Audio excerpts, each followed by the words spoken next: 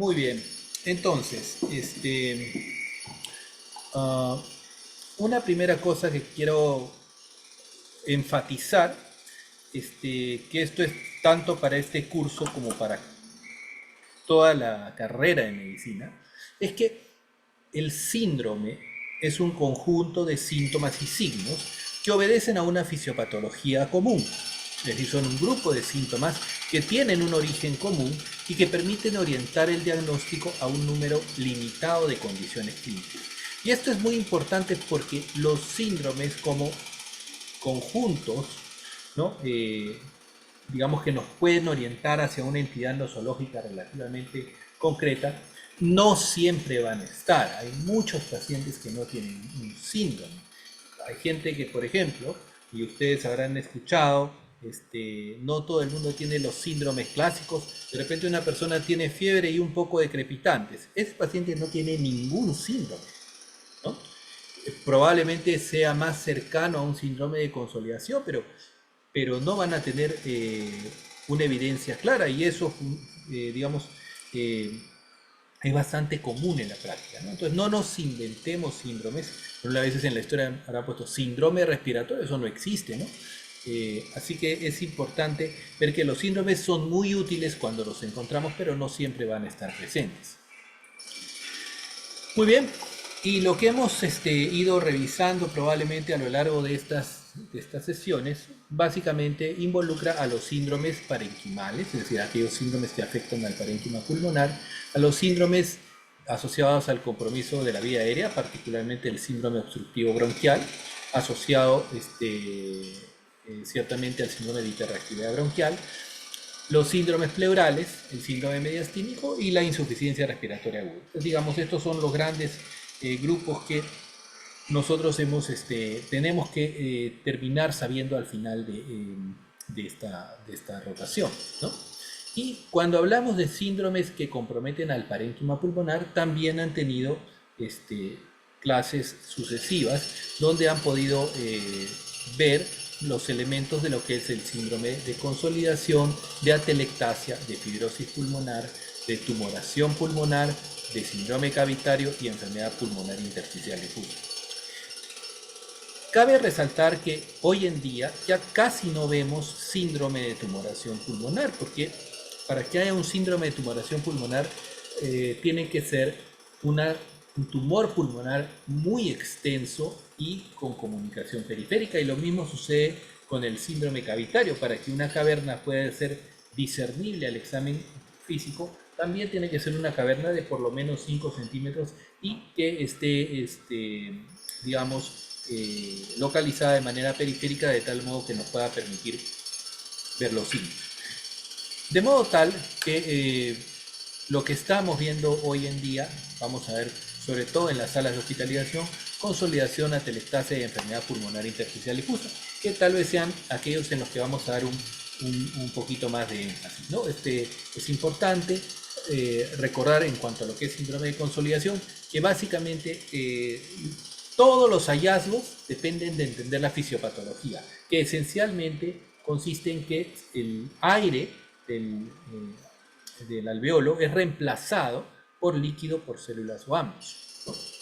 Y estos, a través de los poros de Kohn, de los canales de Lambert, se va extendiendo hasta que es limitado por la cisura, y esa es la típica consolidación lobar que se ve en neumonía, ¿no? Por ejemplo, ustedes pueden ver acá, ¿no? Esto es, por ejemplo, un alveolo que normalmente debería ser básicamente una estructura llena de aire. Acá lo ven, lleno de líquido inflamatorio. Y como les comentaba, hay comunicaciones entre alveolos y entre sacos alveolos, los poros de Kohn y los canales de Lambert respectivamente, que lo que hacen es ir, digamos, cuando se genera el exudado, por ejemplo en una neumonía, va comunicándose y finalmente son limitados por la cisura, ¿no? Y al momento de que nosotros evaluemos al paciente, cuando examinemos, el aire del pulmón va a ser reemplazado por líquido, ¿no? El aire alveolar va a ser reemplazado por líquido, que es un mejor transmisor de sonido, y por eso vamos a tener un aumento del frémito vocal al momento que hagamos la palpación, ¿no? Si hacemos la percusión, lo que vamos a encontrar también es un sonido mate, o sea, la sonoridad pulmonar es reemplazada por un sonido, eh, digamos, de tonalidad baja, grave, apagado, que es la matidez, ¿no? Y en la ocultación vamos a encontrar una expresión de aumento de la transmisión del sonido, es decir, esto se va a manifestar como broncofonía, que es el aumento pues de la digamos de la intensidad de la voz, pero sin distinguirla claramente cuando esto cuando aumenta y además se distinguen nítidamente los sonidos, se denomina pectoriloquia, no como ahí dice, hay un error de tipeo, y va a aparecer el soplo tubario, que no es sino la transmisión del ruido traqueobronquial a la zona donde debería escucharse el murmullo vesicular, ¿no? Y la presencia, pues, a la auscultación de crepitantes, ¿no? Que son sonidos fijos, típicamente hacia el final de la inspiración, ¿no? De modo tal que, en resumen, lo que vamos a encontrar es los elementos nucleares, ¿no? De lo que es la consolidación, es el aumento del frémito vocal, la matidez y la presencia de crepitantes, broncofonía, pectoriloquia áfona y presencia de soplo tubario. Esto ya lo han realizado en extenso en una clase y también hemos visto pues que no toda consolidación es una neumonía. Existen neumonías por gérmenes típicos, por gérmenes atípicos, hay neumonía por tuberculosis o neumonía metatuberculosa, que es una neumonía bacteriana instalada sobre un paciente con tuberculosis, pero también existen neumonías parasitarias o micóticas. El síndrome de Leffler ocasionalmente puede presentarse así, las neumonitis, ¿no? Ya sea por conectivopatías o la neumonitis química, por ejemplo, en el caso del síndrome de Mendelssohn, que son pacientes que aspiran su propio ácido clorhídrico y hacen una injuria pulmonar indistinguible muchas veces de la neumonía. Neoplasias y recuerden también los infartos pulmonares son causas importantes, ¿no? Sobre todo pacientes que vienen con tromboembolismo pulmonar y vean el paciente que hace disnea súbita y encuentran cuadro compatible con consolidación, infarto pulmonar secundario a un tromboembolismo pulmonar es una consideración importante. Muy bien. Y ya desde el punto de vista radiológico pueden ver normalmente, ¿no?, estas radiopacidades algodonosas en cuyo interior vemos estas ramificaciones que se llaman broncograma. Cuando ustedes ven una radiopacidad algodonosa con un patrón de broncograma, eso es sí o sí es condensación, ¿no? Vean ustedes acá, se ve mucho más claro, y esto evidentemente se trata de una consolidación. Muy bien. Hay algunas también características, particularmente en neumonía, que nos deben hacer llamar la atención. La neumonía neumocócica, por ejemplo, va con escalofrío, un dolor pleurítico, ¿no?, y aparición de herpes labial. La neumonía por Klebsiella tiene un esputo en donde la mucosidad se junta con un poco de destrucción y sangrado y aparece esta jalea de Grosella clásica, ¿no? En la neumonía por anaerobios vamos a encontrar un esputo pútrido y en la neumonía estafilocócica podemos encontrar hallazgos de tipo bilateral. Muy bien, dentro de otras afecciones otro síndrome parenquimal pulmonar importante es la atelectasia. Y básicamente es, a diferencia de la consolidación en que el aire alveolar es reemplazado, en este caso en la atelectasia se pierde sin reemplazo, ¿no? Entonces, la atelectasia clásica es la atelectasia resortiva, la atelectasia obstructiva, ¿no? En esta atelectasia obstructiva vamos a encontrar pues digamos, esta obstrucción bronquial que lo que va a hacer es que finalmente colapsen las estructuras alveolares y al final vamos a encontrar un pulmón colapsado con incapacidad de transmitir el sonido. Entonces vamos a encontrar disminución de la vibración vocal, vamos a encontrar matidez a la percusión y abolición del murmullo vesicular, ¿no?, que es justamente, digamos, los datos clínicos que nosotros vamos a encontrar. Un aspecto importante, recuerden que en la atelectasia la tráquea va a ser desviada hacia el lado afectado, o sea, va hacia el lado de la atelectasia porque lo que genera es una retracción, a diferencia del derrame pleural en que más bien lo empuja, ¿no? Eso es importante cuando veamos grandes radiopacidades. A la palpación va a haber disminución de la amplexación y abolición de la vibración vocal, a la percusión matidez y a la ocultación el murmullo vesicular abolido con disminución ciertamente de lo que son las vibraciones vocales. Desde el punto de vista radiológico va a haber retracción traqueal, pérdida de volumen pulmonar, ausencia de broncograma aéreo y desplazamiento de la cesura. Recuerden que la atelectasia, nuevamente, acá por ejemplo ven cómo la tráquea se encuentra desplazada hacia la zona de la atelectasia. Acá también ven, por ejemplo en este lado, todas las, ya no ven acá la parte que donde debería estar la silueta cardíaca, o sea, todo está traccionado hacia acá, ¿no? La tráquea y la silueta cardíaca están traccionadas hacia el lado de la atelectasia, ¿no? Todo esto ocurre en las atelectasias por resorción, porque recuerden que desde el punto de vista fisiopatológico, que ustedes ya lo han revisado seguramente en la clase de atelectasia, también existen atelectasias pasivas, existen atelectasias por cicatrización y existen atelectasias por denitrogenación y por pérdida de surfactante, ¿no? Así que no todas las atelectasias son obstructivas, pero el síndrome clásico de la atelectasia es por aquella atelectasia de tipo obstructivo. Muy bien, otro síndrome parenquimal, ¿no? Entonces, vean ustedes, no es que yo pongo síndrome parenquimal, sino cuál de los síndromes parenquimales tiene. Puede ser un síndrome parenquimal que involucra síndrome de consolidación, o síndrome atelectásico, o síndrome de enfermedad pulmonar intersticial difusa, en donde lo que voy a encontrar es básicamente disminución y restricción del volumen pulmonar. Básicamente el paciente no va a poder amplexar, va a haber una disminución en el área de percusión pulmonar y lo más característico es la presencia de crepitantes con una tonalidad seca, que ya hemos comentado en la clase, que se llaman crepitantes de tipo belga.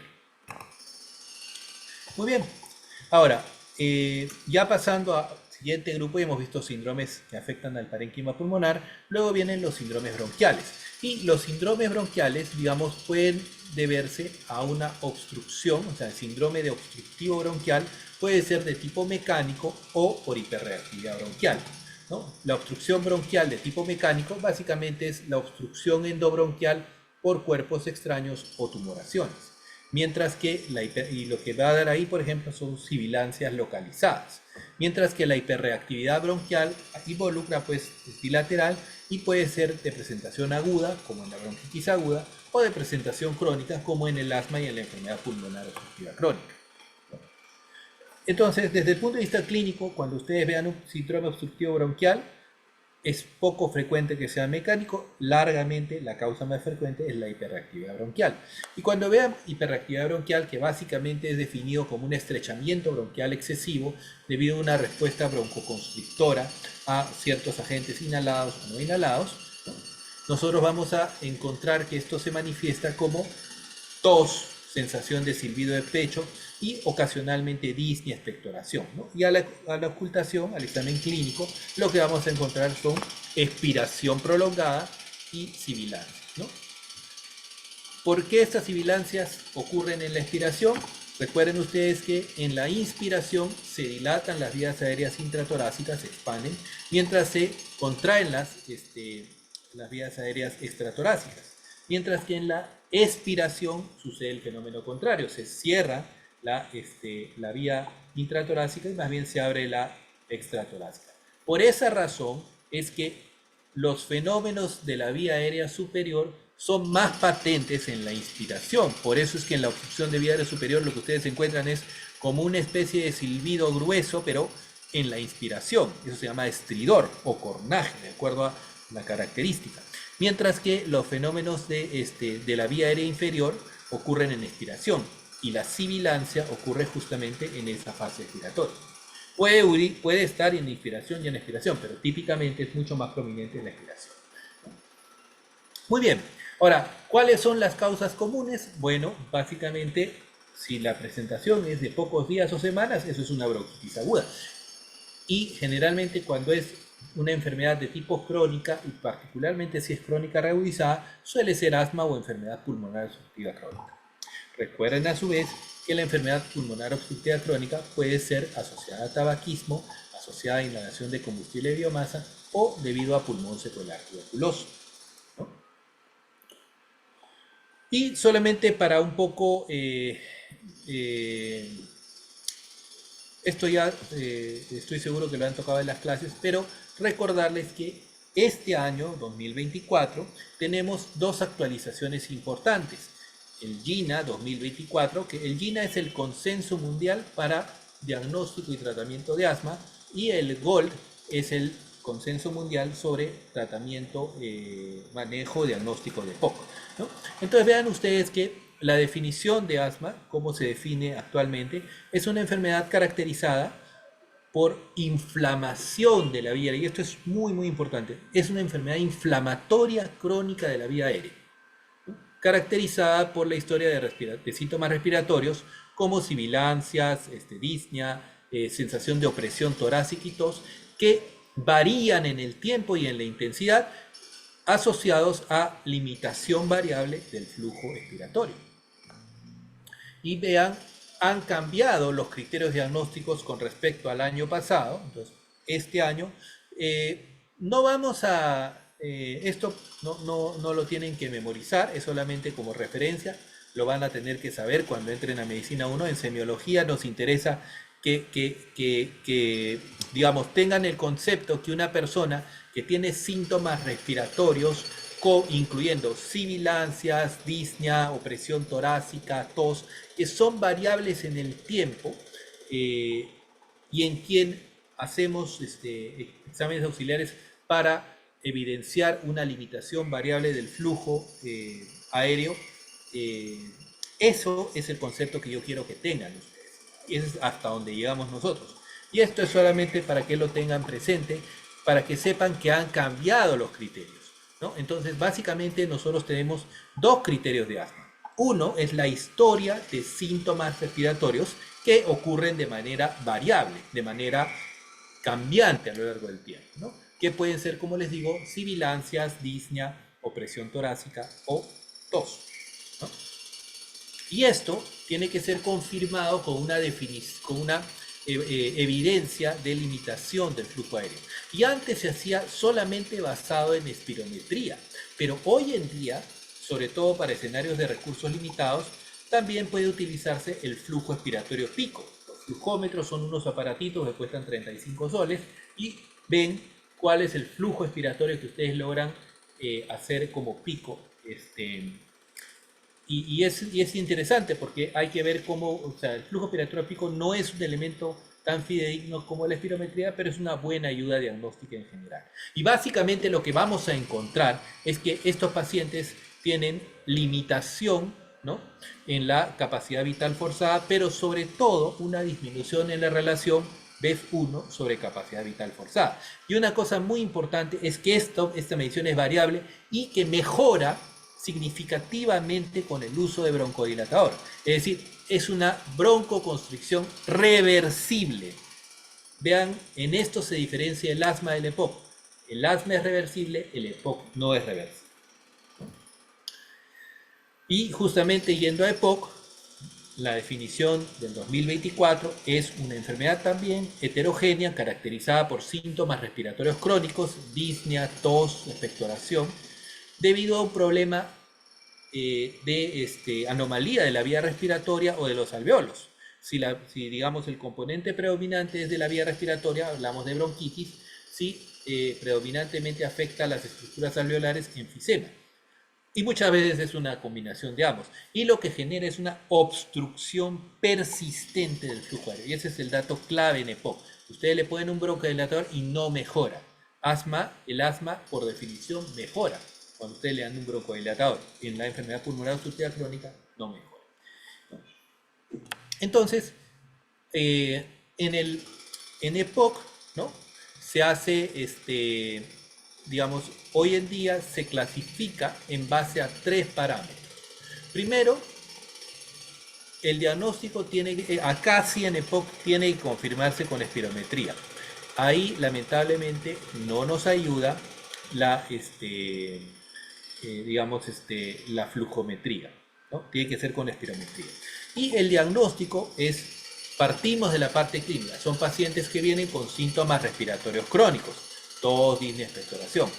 Le hacemos una espirometría y si yo tengo una relación BEF1 sobre capacidad vital forzada, recuerden que normalmente yo boto todo el aire en el primer segundo o boto más del 80%. Entonces, cuando boto menos del 70% y no mejora eso con el broncodilatador, ese es mi diagnóstico agudo. Entonces, luego de eso, ya esto no es objetivo del curso, pero es importante que sepan que después tenemos que clasificarlo en función de la severidad de de la restricción del flujo aéreo.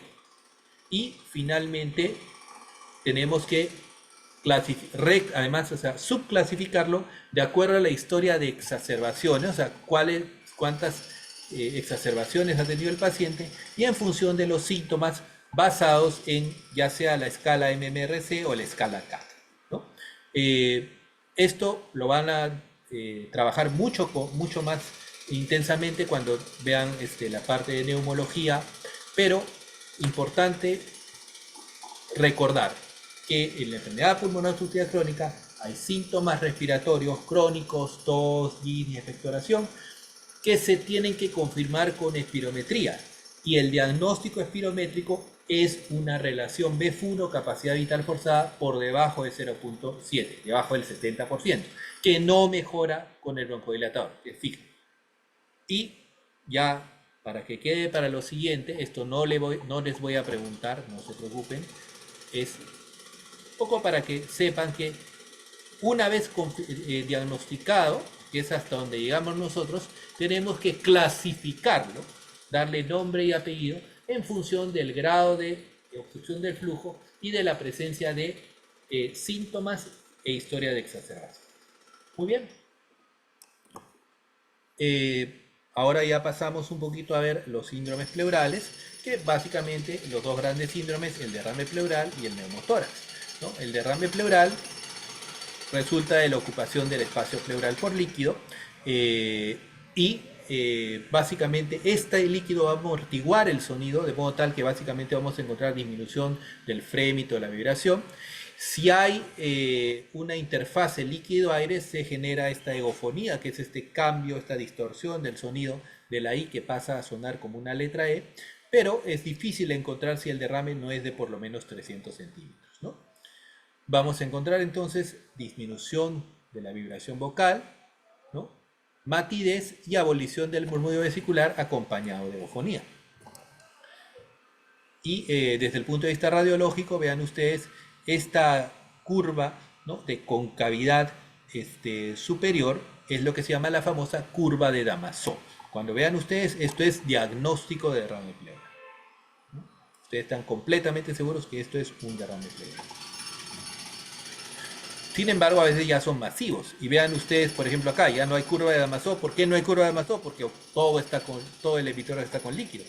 Y vean ustedes acá cómo, por ejemplo, la tráquea está desplazada. ¿Cómo diferencio esto de una telectasia? ¿Por qué esto no es una telectasia? Porque si fuera telectasia, la tráquea estaría desviada hacia acá. Acá más bien la tráquea está empujada hacia el lado contralateral. Entonces yo estoy seguro que esto es un derrame pleural más 100%, que esto es un derrame pleural masivo.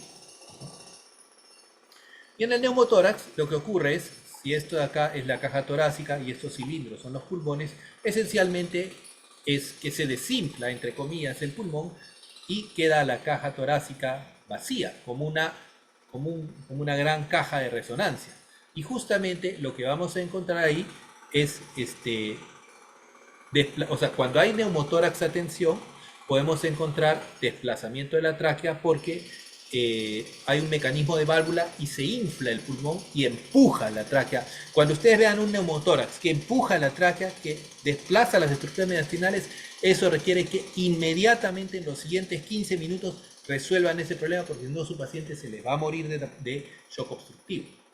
Va a haber aumento de la sonoridad al momento de la percusión, porque básicamente ya no hay pulmón, sino hay todo un hueco nada más. Entonces, va a sonar de manera timpánica el tórax, ¿no? Y va a haber abolición, por supuesto, del movimiento vesicular, porque no va a pasar el sonido para nada. Vean ustedes, esto es lo que se denomina en radiología el famoso muñón de colapso. Entonces, este es un neumotórax, donde todo esto es aire. El pulmón, lo que era el pulmón, se ha visto reducido a esta parte de acá. Y vean ustedes cómo la tráquea está desplazada.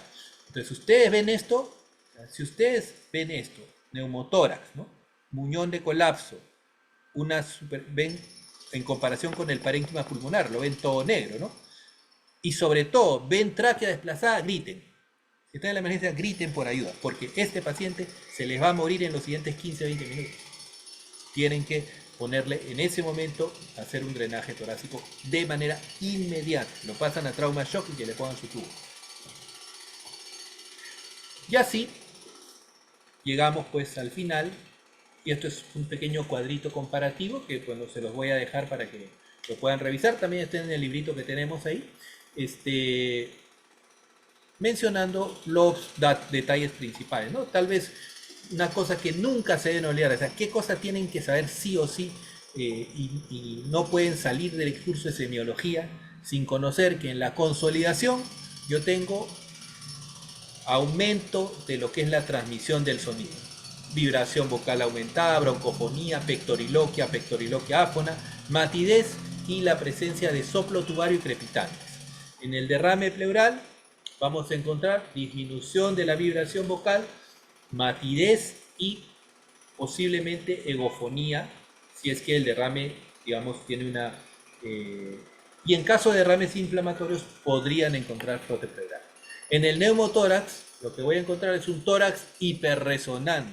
Podría encontrar un soplo anfórico y el murmullo vesicular abolido. En la telectasia voy a encontrar retracción traqueal hacia el lado de... Recuerden eso siempre, la telectasia jala la tráquea, el derrame pleural y el neumotórax empujan la tráquea, ¿no? Y con matidez y ausencia de murmullo vesicular, ¿no? En el asma, en general, en la hiperreactividad bronquial voy a encontrar un tórax con un poco más de resonancia, podré encontrar también sibilancias, roncantes y ocasionalmente subcrepitantes. Y en el síndrome enfisematoso, ¿no? Lo que voy a encontrar es un tórax en tonel hiperresonante con disminución del murmullo y algunas crepitantes ocasionales, pero sobre todo roncos y sibilancias. Muy bien, esto es un poco lo que, digamos, muy abuelo de pájaro, una especie de resumen de todo lo que hemos ido aprendiendo durante estos días. No he tocado acá el tema de insuficiencia respiratoria, pero digamos haciendo una mención a eso, qué cosa tenemos que, o sea, qué cosa no se nos debe olvidar nunca. Uno, que el diagnóstico es gasométrico y eso se evidencia por una presión parcial de oxígeno por debajo de 60 o 50 según algunos autores. Y tenemos que identificar rápidamente si es oxigenatoria, ventilatoria, y adicionalmente hay la perioperatoria y la asociada a sepsis, pero lo más importante es reconocer las oxigenatorias y la ventilatoria. Reconociendo que en la ventilatoria hay acidosis respiratoria, PCO2 alto, pH disminuido, ¿no? Y también enfatizando que muchas veces hay una insuficiencia respiratoria mixta. Y en esta mixta, el criterio más importante para ver, para diferenciar la ventilatoria pura de la mixta es el gradiente alveolar arterial. Porque en la insuficiencia ventilatoria pura el gradiente está normal, porque no hay un problema alveolo capilar. En la insuficiencia respiratoria mixta va a haber disminución de PO2, aumento del PCO2, acidosis respiratoria y aumento importante del gradiente alveolar. Muy bien, entonces acá terminamos lo que teníamos que conversar y tenemos un pequeño espacio para preguntas si es que las hubiera. Preguntas, dudas de cualquier clase, ¿no?